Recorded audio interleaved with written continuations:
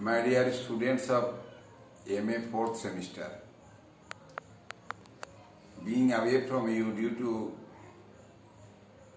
lockdown, I am not face to face with you, and it is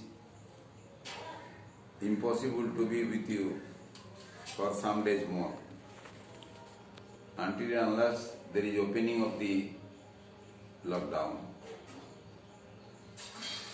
I have noted down the essay Nature by Waldo Emerson. Perhaps you have gone through the essay, and now I am going to give some impression about that essay written by Emerson. Emerson, as you know, is called the scholar of America. He was a very brilliant man and a professor. He saw many universities and delivered his lectures there on nature. He also got reward for that essay, Nature. Later on, he collected all his deliverances, what he produced in the universities, and he called the name Nature. This essay is a big essay, you know. It is contained in a big book also, and was published in 1836. It has been divided into 8 parts, and almost in each part you will see the relationship of man and God with nature. We know we are all the product of nature, and nature is playing a vital role in our life. Even the poets and the philosophers cannot write anything without the gift of nature. Keats, the romantic of the romantics, used to say, what has the philosopher and the poets to write but the paradise of nature? By nature means the sun, the moon, the stars, the sky, the rivers, the waterfalls, men, birds and beasts, the green forest, the green meadows, the vast seas, etc. What we see with our eyes, and which are playing a vital role in our life. Nature is a great teacher for us. Tagore has told, Wordsworth has told that nature is a guide and a guardian. In ancient time, you know, many persons used to go to the lap of nature to keep meditation on God. And they kept meditation on God for long. And they were able to connect themselves with God. Their thoughts are very high, and those are the moralities that teaches many lessons to us. If you sit alone in the lap of nature and think about each and every commodity which Waldo Emerson has named the commodities of nature collectively, each and every commodity of nature can teach you something. Let me tell you about the sun. The sun is blazing. If you sit alone and you try to pluck a lesson from the sun, you can think always that we shall also blaze like a sun with our spirits, with our glamour. If you think about the moon, you can think that the moon is shining, smiling, and giving coldness and kindness to all. How soft its light is. Our light, our knowledge must be soft for the others to be given. If you think about the air, does it stop for a moment? If it stops, we all will collapse. It is not stopping. Like that, we must have a dynamism in our life. Let us think about the river. The river is flowing and flowing on and on. It is not stopping for any person to hear anything. It is doing its work. We should also have to be dynamic in our nature, not static. You know, if some water is accumulated in a dish for a long time, it is full of germ, it is rotten, it gives out bad odor. Like that, if we are in a static position and not doing anything, our life will be rotten. Let us learn this lesson from the river. Let us be dynamic all the time.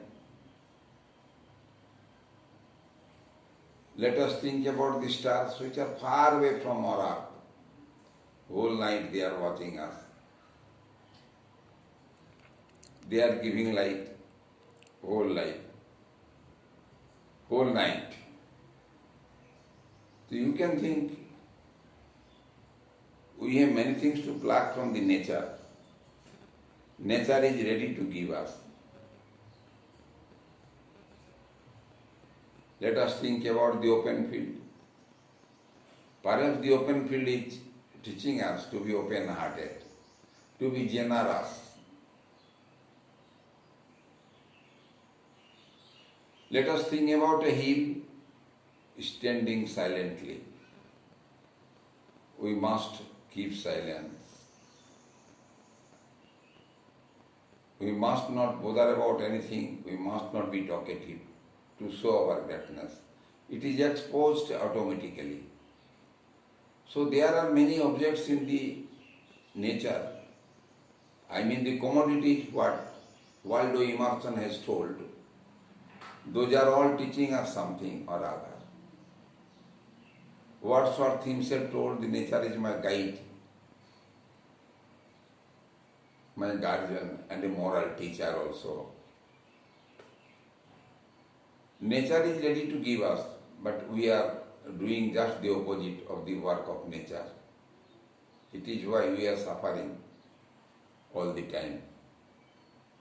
Gradually we are going away from the nature, living in the artificial world, believing in the industries, believing in the science, but we don't know science, technology, all these industries one day will collapse if we go against the nature.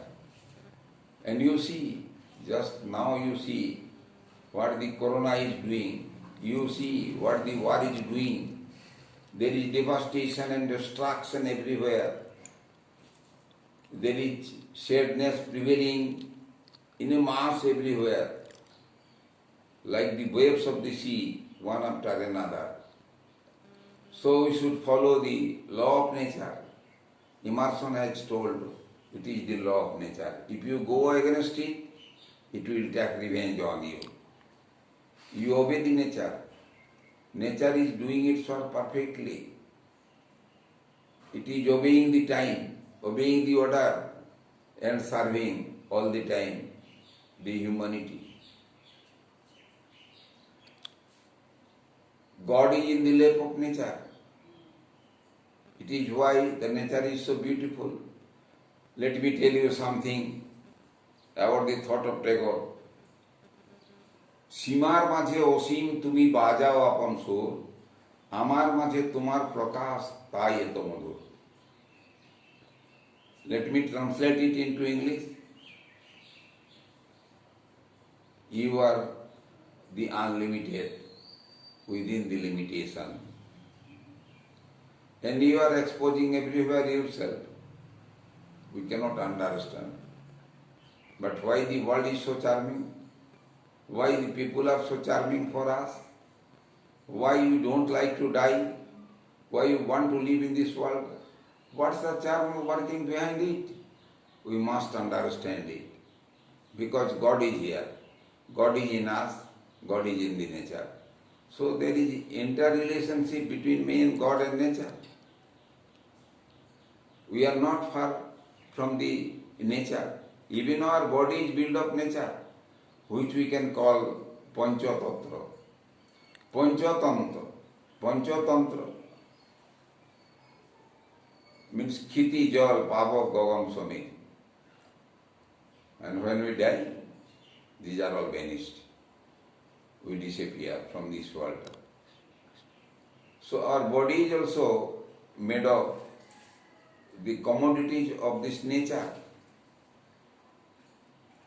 We must obey the nature to exist in this world happily and peacefully.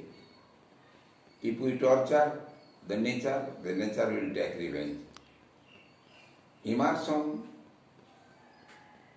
has expressed everything philosophically, and they are lying the philosophical thought of Emerson,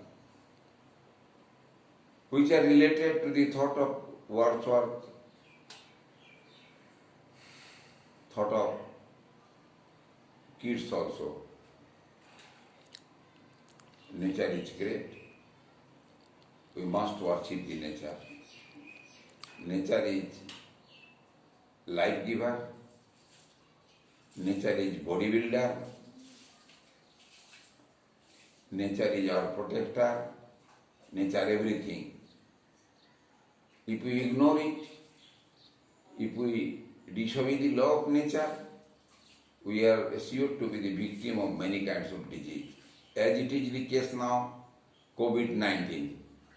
For example, I am telling you, it has not been mentioned in the essay of Emerson, but I am telling you what is the result now.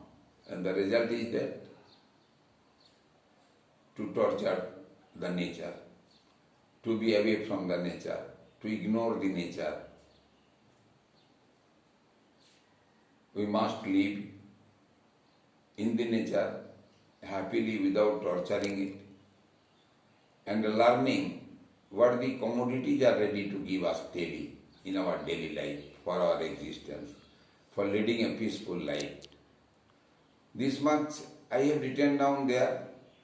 If you go through the essay, you will get to find almost in every line I have mentioned it, and the essay will be easier for you. I think you will like it, and you will try to share with others also.